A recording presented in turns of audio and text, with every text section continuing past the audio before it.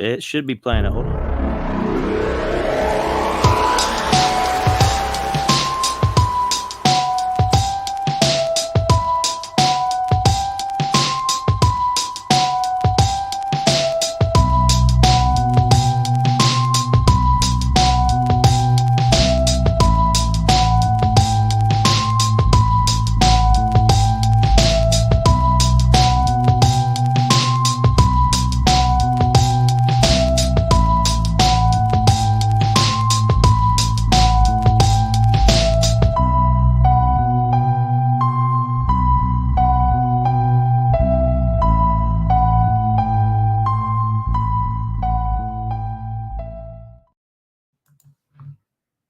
All right, a little bit of lag, I think, in the videos right now. That's what I think's going on. I think it's because there's so many people in one at one time because we haven't done 3 people yet. So you know how that is. Anyways, what's up, buddy? Welcome back to This Uncanny Earth. We are back for episode 216. That is 216 episodes of one of the greatest paranormal shows you could ever listen to and or watch. As always, I am your host, Robert Solomon, and with me over this way, wherever he's looking, I don't know where he's looking. Ladies and gentlemen, it's Spider. Now, you notice we have a third person this time. Third person underneath me. Above her. He's breaking up. We cannot understand what Spider says. But I don't know what's going on with that. Welcome, Frank Sweeney and Summer Hancock are both here. Hello, both of you. I know both of those people. Hi. They came here for you. Hi, Summer. Hi, Frank. They came here for you. But welcome. Yay. Welcome, Summer and Frank, and thank you both for joining us. Our my coach, he's probably fixing. But tonight we are joined by Jean Broida. She was on our show. She's been on the show a couple times now. It was a year ago, wasn't it? Like 2 or 3 times, I think. This is like I think the most recent time was like a year ago because I trot myself out at December and I pinch hit for all the guests on shows like this, excellent paranormal shows such as this fine show, who with every good intention agree to be a guest on the show 2-3 months before. It seems like a great idea in September, right. October, but then December rolls around and guess what? New plans. So right. Here I am pinch hitting and filling in where there's a need because, we elves have to stick together, don't we, Robert? I agree with that. And it's always been, every time that you have been on, we've always had a great conversation. Every time that you've ever been on the show, even when I was on your show, Taboo Topics, I think I was on twice. I actually met Ginger Routh on that episode. We had her on, and she was a bevy of information regarding the missing 411. So she is a bevy of information about many paranormal and fringe topics, so-called fringe or taboo topics. And I am trying to get her to co-host a show with me. So if she's listening, cat's out of the bag, Ginger. I would love to hear that show.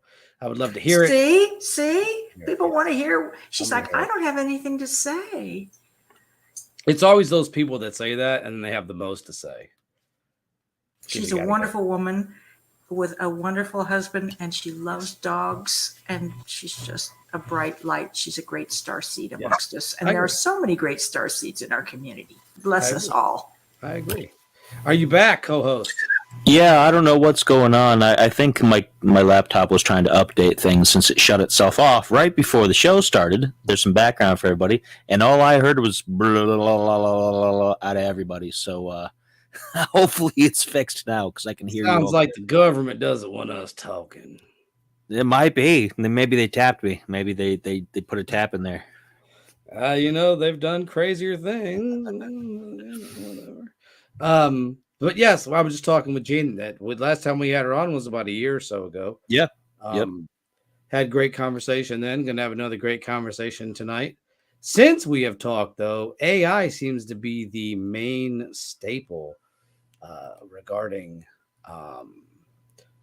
what's going on in the world. Elon Musk, he's like the big AI proponent, man. Mm-hmm. Well, actually, he's been spinning a cautionary tale, even as he seeks to dominate the AI industry, right, with his Neuralink company, which is, by the way, if you didn't know, Right. brain to computer interface. Yes. Good idea, bad idea? That's the question. That is the question. And Musk himself cautions against AI's taken over the world, basically, in so many words. And the problem really boils down to this computer saying that's bastardized Latin, pergamentum init, exit pergamentum, which is a loose translation for a more sophisticated Latin phrase, which means garbage in, garbage out. So if you have programmers loading up garbage into AI, even if AI is looking at data sets of 250,000 examples of cats to recognize what a cat is, then if the person programming those 250,000 images doesn't really know what a cat looks like and loads in a few possums and a few badgers and a few other things in there, ocelots, then the machine is only as smart as the people. Well, one school of thought is the machine can only be as smart as the people who program it. But another school of thought is with self-learning, the machine can become smarter. And that's what Musk is cautioning us about. At that point, when machines outthink us, do humans become obsolete? What about our jobs and things like that? I mean, what about when they realize that without humans, there's no war, there's no global catastrophes, there's no environmental destruction? Then what? Okay, if we just fix the glitch, as it were, then now we don't have to worry about it. Now the world will be a better place, and we can just be AI folks. So, but before we get into all this conversation, please tell us who you are and tell us about yourself. Pardon me for not introducing myself. I know myself so well. My name is Jean Broida. What am I? First and foremost, for this show, I'm a ufologist. I'm a dedicated researcher into many arcane topics, also a practitioner of white magic, Western white magic, and Wicca as a religious practice. But I'm a very dyed-in-the-wool scientist as well. I do understand the scientific method, and I'm a skeptical researcher, meaning that while I would like to believe everything I hear, I know that everything I hear is not truthful, even if the person speaking it may believe they are being truthful. Layers and layers and layers. So my major disciplines are communication, so language, codes, and glyphs, love crop circles. What's that about? And then psychology and hard sciences that include IT, and again, machine learning, this sort of thing, and the rise of technology. Technology is not bad. Think of how it was in the Middle Ages. I like to say this. In the Middle Ages, we dreamed about a society such as this. In fact, there may have been visionaries who came forward in the future or had visions of the future and just couldn't even explain it, because by the standards of the Middle Ages, how could you explain a large metropolitan area like New York City, skyscrapers, cars zipping about, even further in the future, possibly robotic flying cars, robo cars in the air, if we go forward another 150 years or who knows how long. I'm just hypothesizing here. But if you're a visionary, you wouldn't necessarily just stop here. You'd keep going forward, right? Well, after a while, this stuff from the 1950s, basically, stuff going on Earth would be harder and harder and harder to interpret from the perspective of a person living in the Middle Ages, it seems to me. But what do you think? Now, I don't necessarily think that. Oh, let's see. Let's. If we're gonna do this song and dance, let me do this song and dance the right way. So I think what we consider technology and the advancement of such is only as old as our last reset. And I don't mean reset in terms of the way the global market uses the word reset. I mean reset in a way of the last time we basically blew ourselves to smithereens and had to restart everything. Our technology now may be and probably was a lot different and may in fact may have been more advanced given some of the findings they have located in places like Rajasthan, India, where they have still noticing radioactive signatures, places like in the Sahara where there's glass and nuclear bombs are usually what turns sand to glass because high heat would make sand into glass. So I think with when we're talking of technology, um, we can only look at it from the perspective of the last 2,000 years. So it's a hard measuring tool because this is advanced as we this is as advanced as we have gotten this time. And maybe each time we get a little bit further before we go, okay, I don't like you. I don't like you either. Let's push the button this time. And then each side pushes a button or they pull a lever. Or they don't even do any of that. They do what they might have done to Atlantis and do something entirely something we can't understand. We all like to think, we like to sit here and say, well, we're the most technologically advanced we've ever been. Um, and I don't know if that's 100% the case, um, given that, like I said, the resets that we have found in the soil, even in soil samples that they've taken in different parts of the world. I think we're just seeing a different technology. But if we look at it from, like you said, the Dark Ages, or I don't even like to say the Dark Ages, the medieval times, I think between then and now, we're seeing a drastic shift. And to be honest, Gene, it's really only advanced in roughly the past 100, 200 years. Before that, for so long, it was stagnant. Then all of a sudden, boom, we have a jump. We have electricity. All of a sudden, electricity. Then we have, trains. We have in San Francisco, they used to have the trolley cars where the electricity was up here on the wire and they had to make the connection. Then we had cars, and then we had planes, and then we had wireless technology. And so now we have VR headsets. And then now we're talking about artificial intelligence and the breakthroughs in the medical world that they didn't have 20 years ago. So every time it seems our technology jumps, leaps, and bounds than it did before, which begs the question, how advanced are we getting now before, boom, we do it all over again? Right. That's an interesting hypothesis. How much, if any, credence do you put to alien intervention in the rises of technology in the history of the Earth? I am not one to, I think there's a fine line. Okay. I think there is a point where we can say, okay, there is maybe some alien interference, but if we look towards Mars, and I'm so glad we get to discuss this. If we look towards Mars, at one time Mars was inhabited. We look at the different landscapes. So what makes you say that? I'm Well, playing devil's advocate. I happen, no, I happen Put to you on the agree. spot. But, Put you on the spot. Please, what leads you please. to that conclusion for the sake of our viewers, if no one else? Well,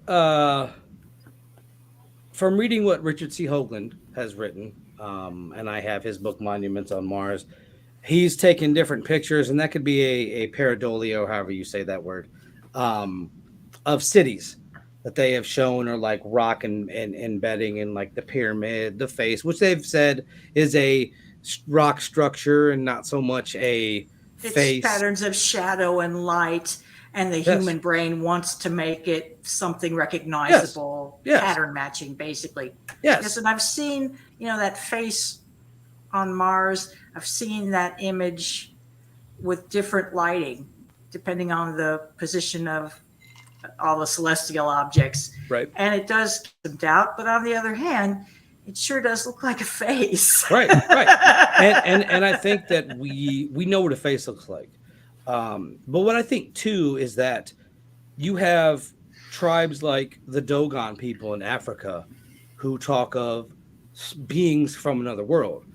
You have every root race on Earth talks about this. The Aborigines in Australia, the Hopi Indians of Southwest Star United people. States. Our people, yeah. Everywhere around the world, everywhere, all the original, what I call root peoples, core Yes. or first peoples, they all carry this forward. There's no question in my mind that aliens came from other planets and are here now and have been here all along, and that it is they who often shake the Etch-a-Sketch. But we don't do it to ourselves. This time we might do it to ourselves. Who's to but say I think here, I'm just like, no, go, I I'm think sorry. their purpose here is similar to earnest zoologists on Earth, biologists and zoologists. There are many accounts in ufology of hikers, hunters, people out in the woods, deep woods, chancing upon landed UFOs or landing UFOs, beings come out or are already out on the ground, sampling the botany, basically taking plant samples, putting them in little compartments and cases, and then returning to their ship. There have been accounts, whether these are true or not, they persist, that there have been communications with some of these beings affirming, yes, I am a scientist from where I come from. I'm a scientist. I was sent down here to do this. There's other people who do other things in my society. So if any of this is true, it does seem to indicate that everything we experience is prearranged as basically a big science experiment. And when humans go horribly wrong, or when other species go horribly wrong, what about all these weird hybrid beings depicted in Egyptian art, tomb art? Is it mere fancy, or is it founded in something somebody really saw? In other words, a human body with the head of an animal. There was one interesting article I read along the way, and I wish I'd bookmarked it. I may have done it. It's just in a sea of bookmarks. But the person made the case. They showed a tablet. Now, I have not authenticated this tablet, but the series of the tablet, it read kind of like a comic book, a comic strip, where there were panels. And so in the first panel, it's got the outline of the human body, and it's got a hawk lying side by side. And then in the second one, both of the heads are cut off. And then in the third one, the hawk head is on the human body, and suggesting perhaps a very ancient surgery or technique. And the whole account, the Sumerian account of human creation, is bioengineering. There's just no two ways about it. So I know intuitively, for me at least, that I was bioengineered. I know I'm not. In other words, are we native? Yes, we're native to the planet, but are we alien? We're also alien to the planet. And so this whole issue that is being debated in the mainstream about and promulgated by the official narratives, and have been in the United States. Do you believe? People ask me all the time, do you believe in UFOs? No, I don't believe in UFOs. I know my government knows they exist. That's a completely different conversation. This is not religion, people. I don't believe in advanced technologies. I have every reason to believe the US government has documented these. And people will say, well, where are the parts of the ship? If anyone has them, it's not us, it's the US government. Where's the evidence? If anyone has it, the government. And anytime someone with some evidence actually shows up, they're quickly silenced, if not disappeared. And this is not hearsay. This is well documented. So where does that lead us to today with AI? It's a tool, and it's a very powerful one. If Elon Musk, is a benevolent dictator, and I want to come back to this thought of benevolent dictator. But if he is, in fact, today a benevolent dictator, meaning he can buy his way into anything. If Apple takes him off the Play Store, we'll make an iPhone that rivals them and put them out of business. If YouTube deplatforms us, we'll stream on Twitter. If PayPal defunds us, we'll add payments to Twitter. In other words, is Twitter going to be the one-stop shop for everything all the tyrannical high-tech companies, big tech companies are doing? And then what happens if, having seized all the global control, or majority of global control, and basically if Musk monopolizes the monopolies we now love to hate, and then Musk turns from a benevolent dictator to a malevolent dictator, or if he should leave the earth plane or be silenced or disappeared, and his successors have a malevolent disposition, then things could go horribly wrong. That's my thinking. And I don't want to be the Debbie Downer. But what do you think? So to jump back into my Mars ideology concept, what if we are the aliens? You said this before, but what if we're the aliens? We came down for a second. Okay, and we're like, okay, our planet's being destroyed. Mars itself is being ravaged by meteors. That's why you have the pock marks on the one side. You have the scar on another part of it. We got to get out of here. It's getting bad. We got to go. Where can we go? Well, we'll send ourselves out.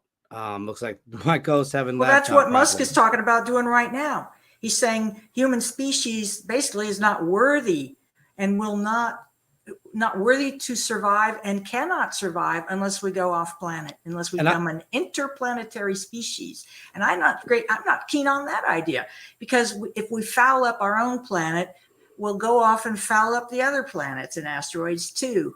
It just seems to me. And you're not wrong, but I don't know what else there is to do. And I think that I think at some point we're going to become if we go by the Kardashev scale, at some point, because we're at a 0.7 as it stands now, at some point. Okay, so for people who don't understand what you just said, Kardashian, like me, what is that? So Kardashian scale. The Kardashev scale basically puts us on a scale of how advanced our society is. So like at one on the scale. You mean in the cosmos? As a whole, yes. So the scale 1 is where we're going off planet. No, the scale of 1 is where we can harness our own star. We can actually harness the energy as a whole, not just solar panels you see peppered here and there, but actually being able to use the energy from our own star. And then the second is being able to harness the energy in our galaxy. And then it gradually goes up until Kardashev stopped it at 5. They've got it up at 10, 10 being omnipotent, 10 being it to a point where you can create life. That's 10. 5 being where you can harness your reality. You can dimensionally move, you can shift, you have enough energy that you can harness multiple stars, do all this. We sit at a 0.7. We can't even get off our own planet except to like jump to the moon or jump into space. Though, depending on who you ask, I think we've been places. And I think that we have been to other places besides the moon, besides Mars. I think we've been to some places. I don't think it's known. I don't think it's talked about as much, but I do believe that we have been some other places. All right, my host is back. What's going on? I'm on my phone now. The laptop shut itself off again. I don't know what's going on. As long as you guys are still good, everybody's still watching the show. Excellent. So you got your Christmas headset on. Well done. Well done. At least he can get back on. What are your thoughts on this, Spider? What you should jump in and give your take, since you have not talked much. Well, it's interesting. There are a lot of angles to it, and everybody knows that I'm a huge fan of ancient Sumerian history and mythology and everything. And when you mentioned about them being engineered, that's part of their writing. Like, from what we've translated, they said that they were basically created from existing stock by visiting star gods, basically. And so exactly. And so it's interesting that we look at this stuff and we consider it all mythology. And then today, everything we do revolves around, like, there's so many things we do now that are based on rudimentary AI. We've got Alexa, we've got Siri, we've got all these different things. Google has one. And we wire our whole houses to this. We have no idea what the consequences are going to be. We just wire everything up. We just go for it.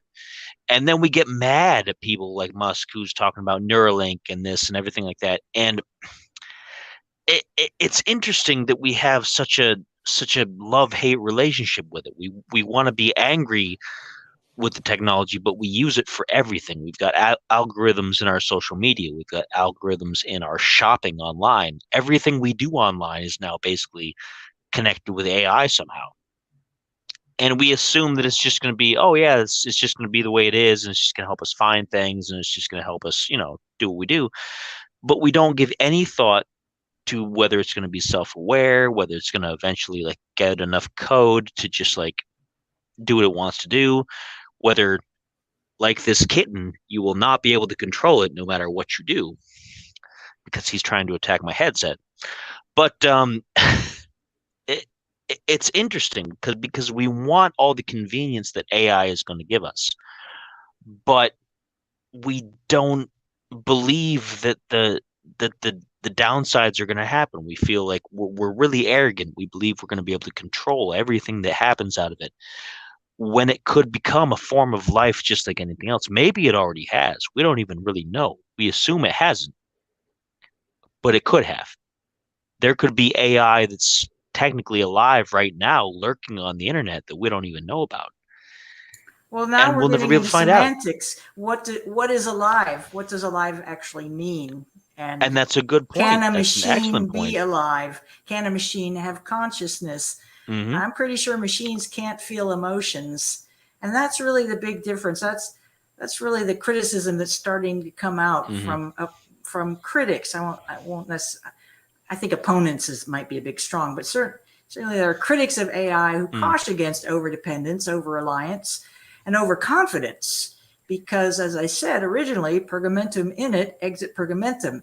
So garbage in, garbage out. You didn't hear that at the beginning of the show. So if a programmer or anyone puts garbage into a computer machine, that's what it knows. It knows garbage. So we like the conveniences. AI is. I've been watching some videos on this rise of AI and the history of it, which is recent. I mean, it's ongoing now, right? But in 2018, for the first time, according to a French woman who's a big brain in AI and more theoretical perhaps than practical, but works with practical teams, is kind of the gist I get with her. She said in 2018, for the first time, AI was able to spot, basically diagnose cancerous and precancerous malignancies in brain tissue with more accuracy and certainly more speed than human surgeons or human experts would be able to do. So healthcare is an application for AI where I think almost everyone could see utility and benefit as long as the programming is sound. Yeah. But what about AI? I'm very dubious of this Internet of Things, because perhaps because my parents grew up during the Great Depression. I'm stoic. I have a stoic streak. I think life should be tough, a little bit tough, and that if it's too soft, you lose character. The tough circumstances help build character, not destitution necessarily. I mean, and I know there's a lot of that going on in the world that can break character, but a little challenge goes a long way. How important is it really to be able to, and this, you could do this now, push the fob of your car, have it turn on, and the heater goes on so that when you go out in freezing temperature, your car is all toasty warm and the seat is warm. Well, how AI takes it a step later, the next step would be it's programmable so that every day the fob activates the car at the same time or different times. You can program it any way you want so that it's ready and you're not there clicking on the fob. It's all, everything's integrated, right? So all timed. The smart meter for the electricity is talking to the garage door opener about the television. I mean, this sort of semi-comical scenario, but there's a lot of truth to that. And I don't have a good feeling about all of my devices being networked and everything being linked to a cell phone, because cell phones don't work when your hands are wet. When they get wet, you can't work them.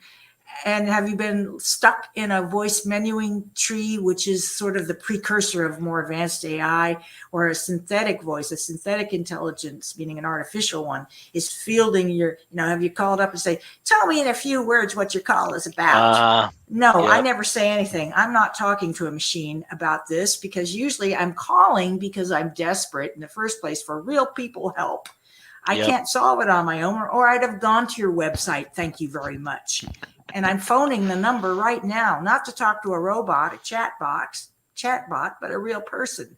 However, real people are becoming fewer and far between. And what's going to happen when machines literally run all the systems?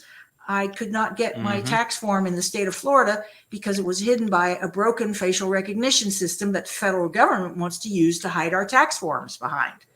ID.me. You need to get involved politically and oppose ID.me. Ron Paul, everybody with a brain in their head is railing against this. It's a bad idea. And ID.3 is while you're cooking away, you just want to get something important. You want to get your tax document, and it's throwing up an agreement, an instant agreement, the checkbox. I agree to the terms and conditions, and there's a link to the terms and conditions, but I've got something else to do. I don't want to read all these terms and conditions right now, but the terms and conditions for ID.me say ID.me, a third-party contractor to state governments, half the state governments now, and the federal government, it looks like, may retain the rights to our biometric data for 7 years and sell it down the river to anybody. Well, they got 6 facial scans of me in the state of Florida with ID.me. And then I gave up and I wrote a letter to the Department of Employment to get my tax form.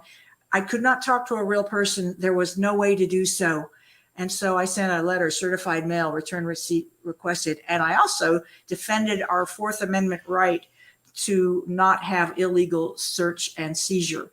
And as far as I'm concerned, hiding my tax documents behind third-party facial recognition software, the collection of biodata in this fashion without real consent, I can't not consent if I want my tax forms. And if I don't get my tax forms, I'm breaking the law. So where is this leading us?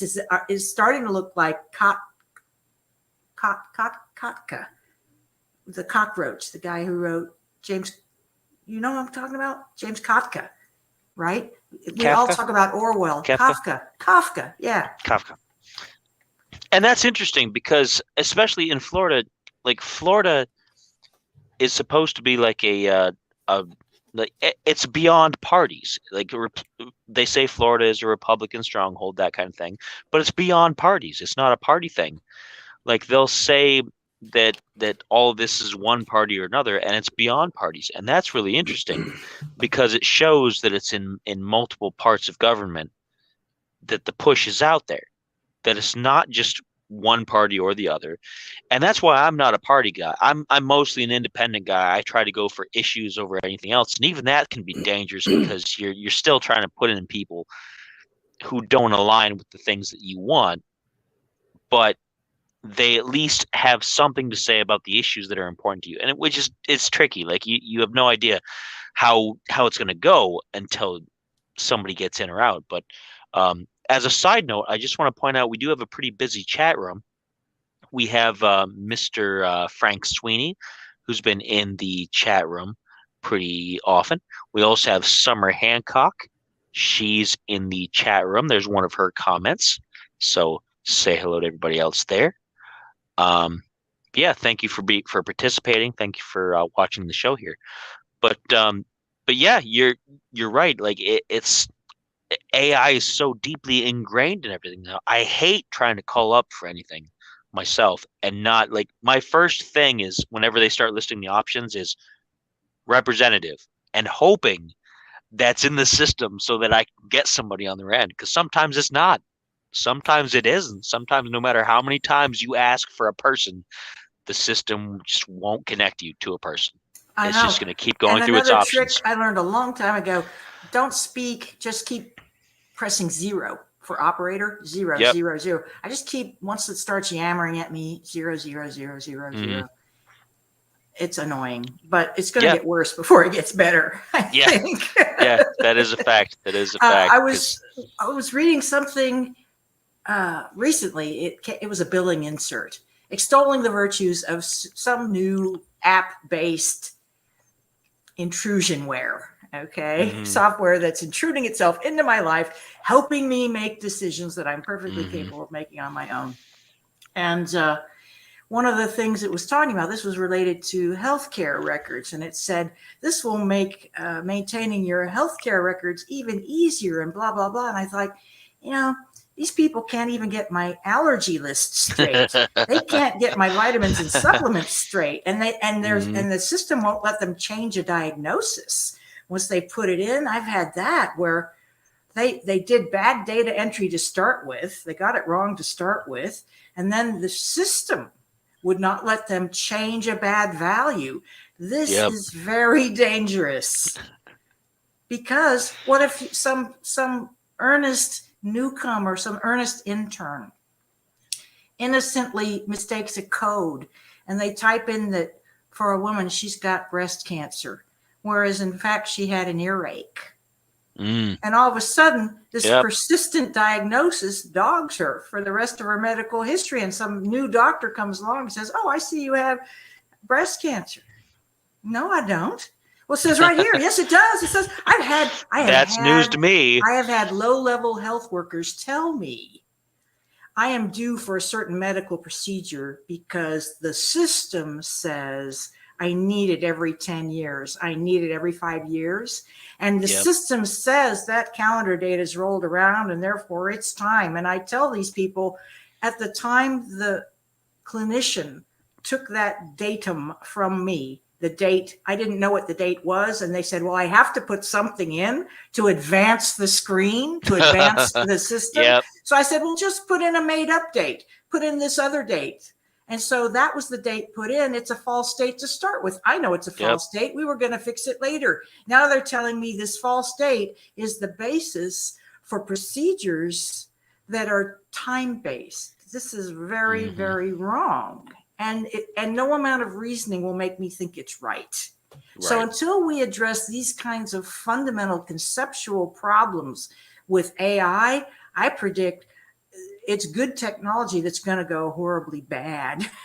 And hopefully it will break down in such benign ways that people will abandon it. Not completely. I just don't think it needs to be as integrated as the World Economic Forum would like it to be, for instance. If you understand my reference there. And that's a very good point. Klaus, what's his name? You will own nothing and you will rent everything and you will love it. I like to have stuff. I don't know about you guys, but I like to have stuff. You will have stuff, but you won't own it. It will be delivered by a drone and you will make payments on it. You'll pay licensing fees. You won't own anything. They'll own it. And so many things in life are like that. They will rent it to you. Software is like that. We've got streaming services that are like that. We've got so many things now that it's all payment based, as opposed to, you pay once and then you have it for the lifetime. And people don't even think about it. They're just like, click, sure, absolutely, I'll add another monthly payment. I've got to interrupt you there, Spider. I respect you. I love you, brother. But I do not want to hear everybody this, everybody that, because it's the wrong message. Many people are unthinking. Those are the sheeple, but everybody here now and listening to this show is awakening or awakened. We're not those people. We do question. It's up to us, the vocal minority, to help persuade the silent majority. Somebody was, I'll perhaps think of the reference, but it seems pretty intuitive that historically the silent majority goes long and a very vocal minority changes history for better or for worse. And that's what's going on now. If we don't speak now, it'll be, I hate to say it'll be too late. That sounds so dramatic and melodramatic, but might be true. I don't know. It's a good point, though. You make a very good point. Yeah, and it is something that I sometimes have to stop and I have to consider, because sometimes you get so caught up in everything, and we all get to be victims of it sometimes. The technologists are counting on the silent majority. Well, again, not necessarily the silent majority, but the less educated people on the planet people of average intelligence and below, who after all represent half the people on earth, statistically speaking. I'm not dissing anybody, it's a fact, that they're counting on basically intimidation and mystique and mystery, magic, to sell this Internet of Things to the common person that will just buy anything for the sake of convenience and pleasure and push button this and that, take a pill, lose weight, rather than diet and exercise, which is actually the way to go there, right? So I read an interesting article about the technologists who actually, they were marketing people. There was a marketing meeting around, I don't know that it was the iPhone by Apple, but basically it was discussing how are we going to market these devices that are connected to the internet? What can we call them that everybody can understand and embrace, but not really know that much about? And they said, let's call these devices smart. We'll call them smart devices. And the implication is that these devices are smart and the user is dumb. Devices were developed by smart people. That's why the devices are smart. And the users of the devices don't have to be smart. They can be dumb relative to the device and the people who created them, and everything will be just fine. We know best. We know better. We, the technologists, know better. Well, this kind of thinking is exactly what's going on with AI, which after all is technology. The people developing AI are so sure they're on the right path and that this will benefit mankind. And I am a skeptic. I'm a skeptic. Yes, there will be benefits, but I do see risks and downside, and I'm not the only one. So thank goodness there are skeptics. Yeah. And you're in good company, because both Robert and myself, we look at things and we're kind of like, okay, well, let me see where all the evidence points first. Let me look at this. Let me cross-reference all these different things before I make a decision on it, because that's how you should do things. And the last couple of years, without bringing up any particularly hot button topics, has really shown us that people don't do that, whereas some of us do. And it can be frustrating. Think, analyze. It can be frustrating, but we just got to keep doing it. We just got to keep looking at things objectively and looking at the evidence, and not get taken in by the sensationalist stuff like the news and whatever and everything that gets thrown at us on a daily basis.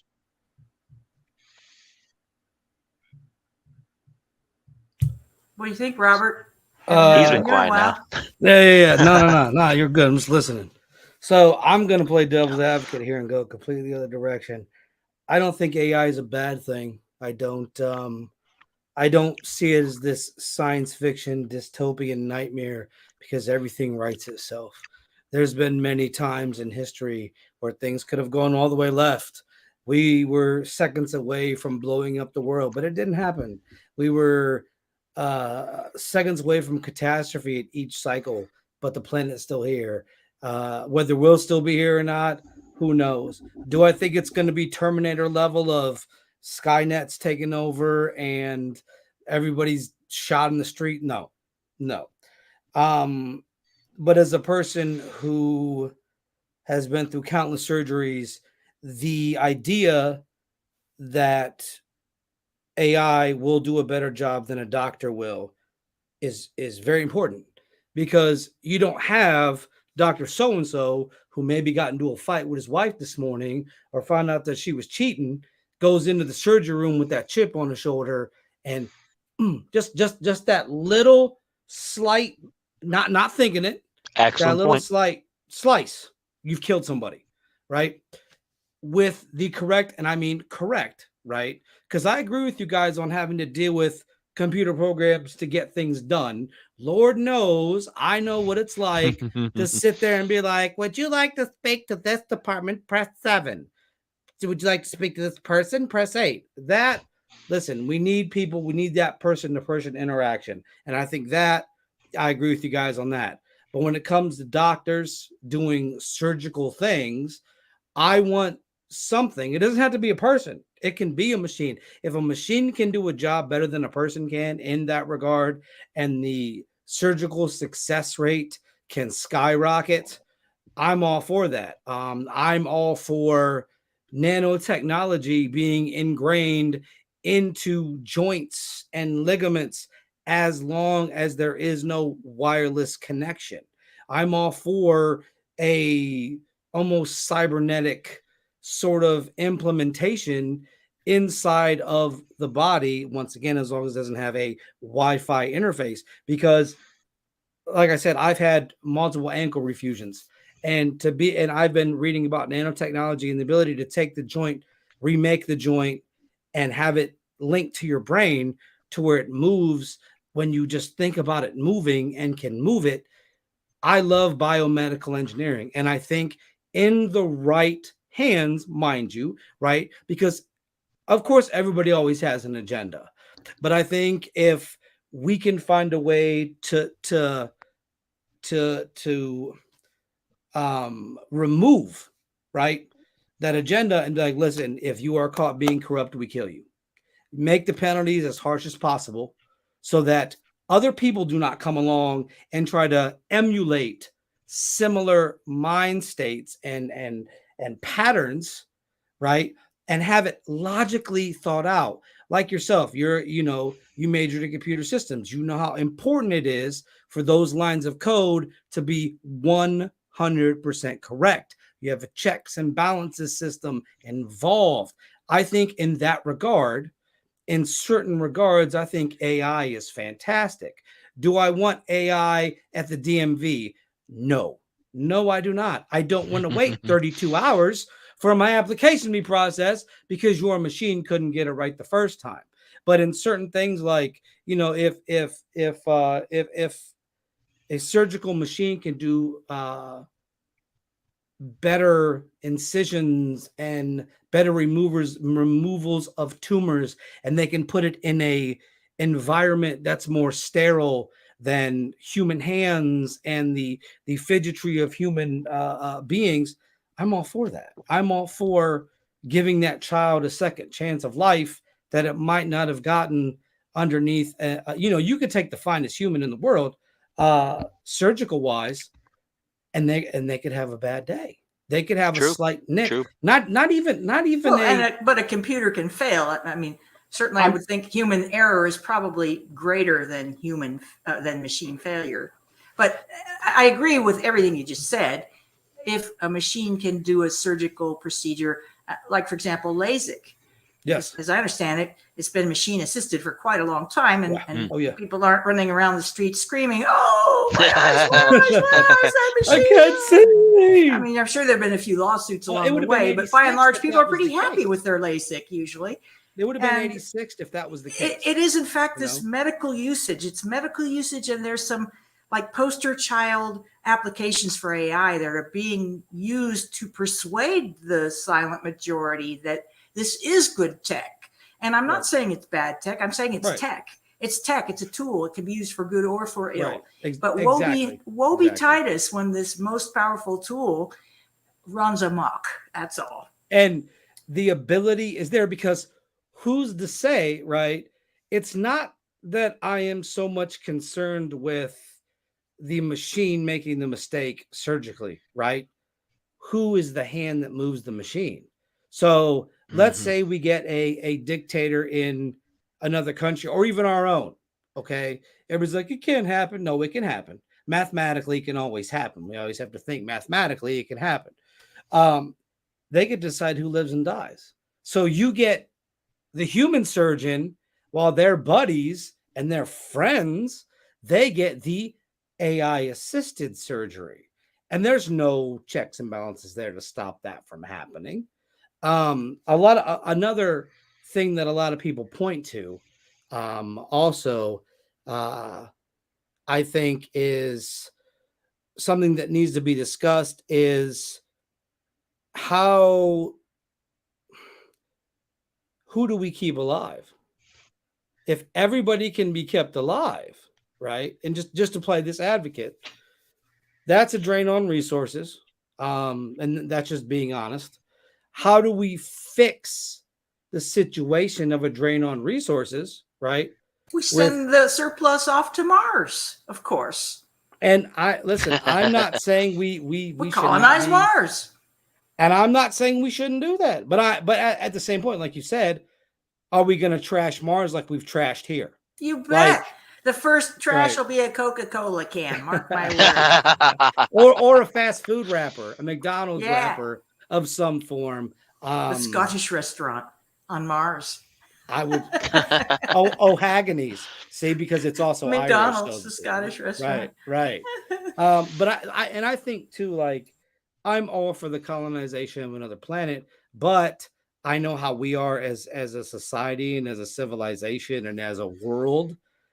I don't know if we're necessarily ready to be jumping out, right, and colonizing. But And I'm sure we're not ready.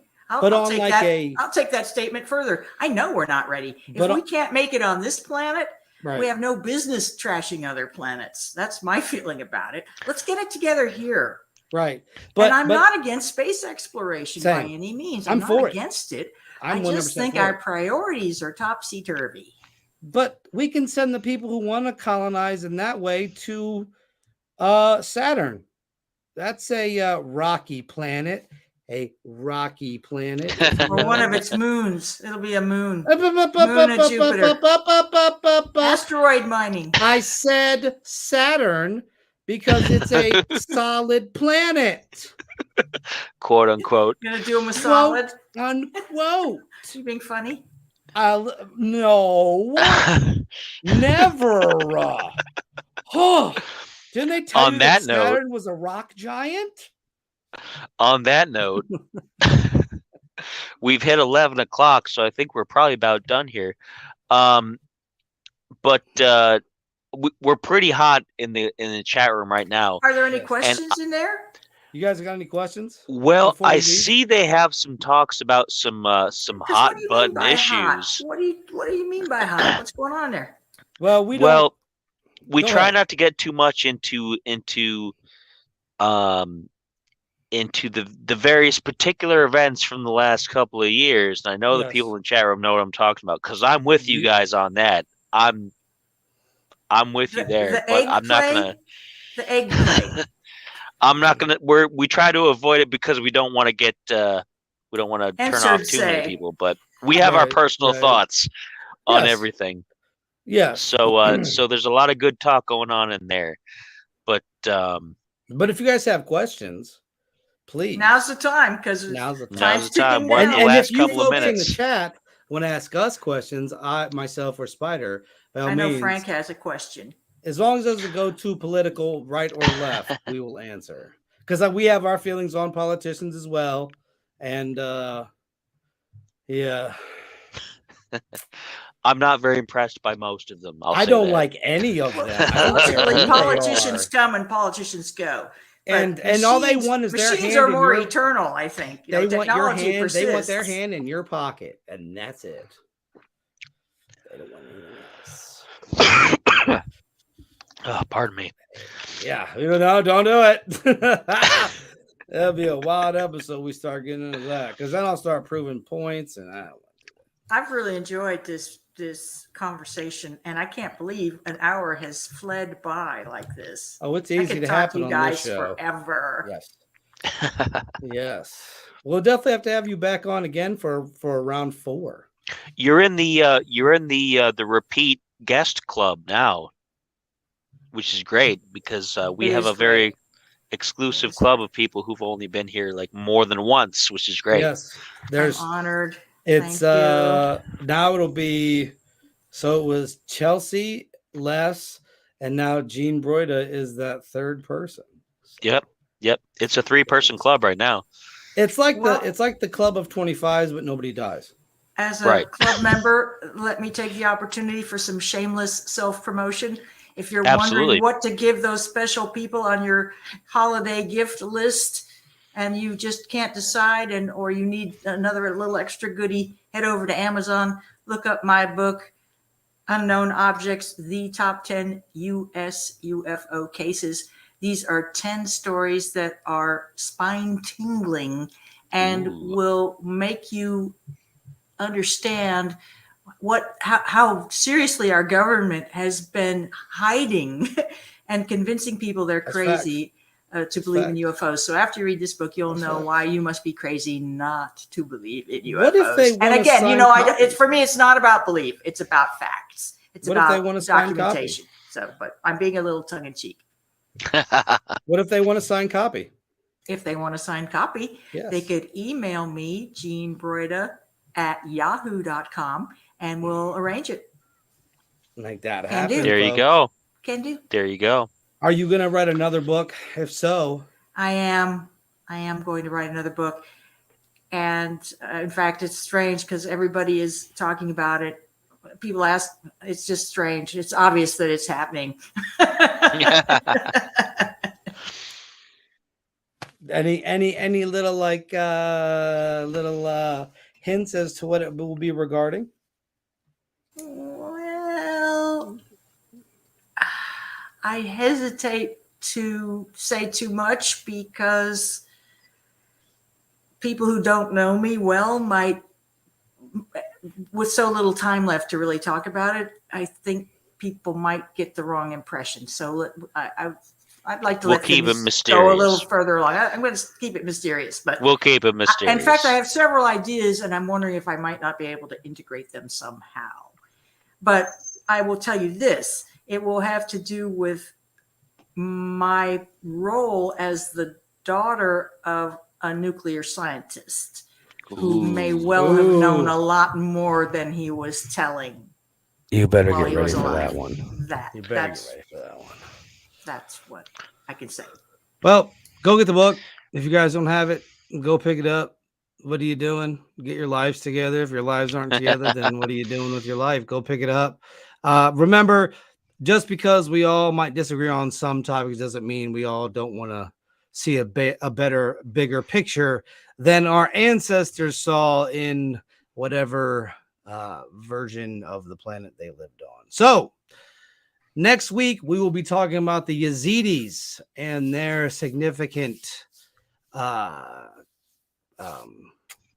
lost my train of thought. The Yazidis and now I'm losing words in my brain. Sage, we have a guest. That's just on. it. My We're talking brain's about not the there. Yazidis. We're talking They're, about the Yazidis. There we go. We'll keep it simple. Yazidis. We'll be talking about Yazidis and their great giving back to the culture at large, and why so many of the surrounding countries look to wipe them out. As always, I am your host, Robert Solomon, and that is Spider, and the person underneath us, but not underneath us, on the next to us, because we're all good peers, is Jean Broida. Go check her out. Go get her book. Go, when you're done here, go do some push-ups and some sit-ups and some jumping jacks. Go get yourself healthy. Go get yourself mentally healthy. And as always, why be boring when you can be uncanny? We will see you folks December 22nd. We're almost to the big show of the end of the year. Have a good one. Peace.